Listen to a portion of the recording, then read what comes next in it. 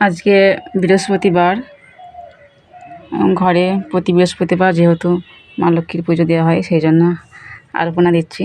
যেহেতু আমি আলপনা একদম দিতে পারি না, টেরা বাঁকা টেল্লা হয়েই থাকে, তো তবুও চেষ্টা করছি আলপনা দেওয়ার জন্য। বাঙালির ঘরে যখন জন্মেছি, বউ হয়ে এসেছি, তখন তো এইসব কাজ করতেই হবে, তাই না? পারি না, তবুও দেওয়ার চেষ্টা করি, দিতে হয়।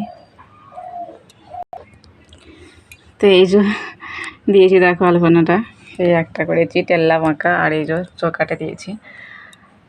পারি না একদম, যেহেতু চেষ্টা করেছি। তো কেমন হয়েছে ভিডিওটা, আমার আলপনাটা কমেন্ট করে জানিও।